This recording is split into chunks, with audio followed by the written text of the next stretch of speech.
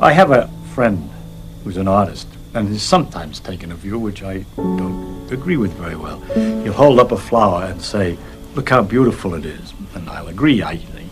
And he says, "You see, as I as an artist can see how beautiful this is, but you as a scientist, oh, take this all apart and it becomes a dull thing." And I think that he's kind of nutty. First of all, the beauty that he sees is available to other people and to me too. I believe, although I may not be quite as refined as aesthetically as he is, that I can appreciate the beauty of the flower. At the same time, I see much more about the flower than he sees. I could imagine the cells in there, the complicated actions inside, which also have a beauty. I mean, it's not just beauty at this dimension of 1 centimeter, there's also beauty at a smaller dimensions. The inner structure, also the processes, the fact that the colors and the flower evolved in order to attract insects to pollinate it is interesting. It means that insects can see the color. It adds a question. Does this aesthetic sense also exist in the lower forms? Why is it aesthetic? All kinds of interesting questions which the science knowledge only adds to the excitement, the mystery, and the awe of a flower. It only adds. I don't understand how it subtracts.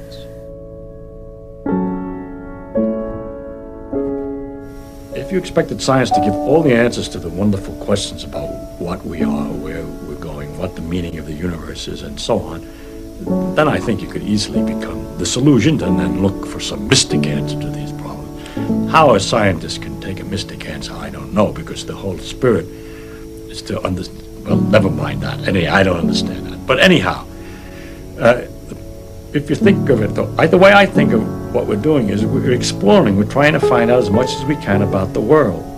People say to me, "Are you looking for the ultimate laws of physics?" No, I'm not. I'm just looking to find out more about the world. And if it turns out there is a simple ultimate law that explains everything, so be it. That would be very nice to discover.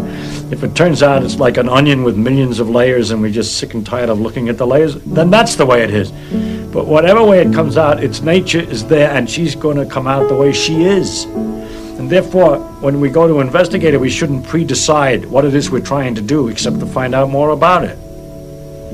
You see, one thing is I can live with doubt and uncertainty and not knowing. I think it's much more interesting to live not knowing than to have answers which might be wrong.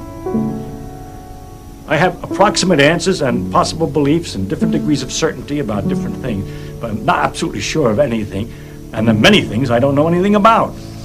But I don't have to know an answer. I don't feel frightened by not knowing things, by being lost in the mysterious universe without having any purpose, which is the way it really is as far as I can tell, possibly.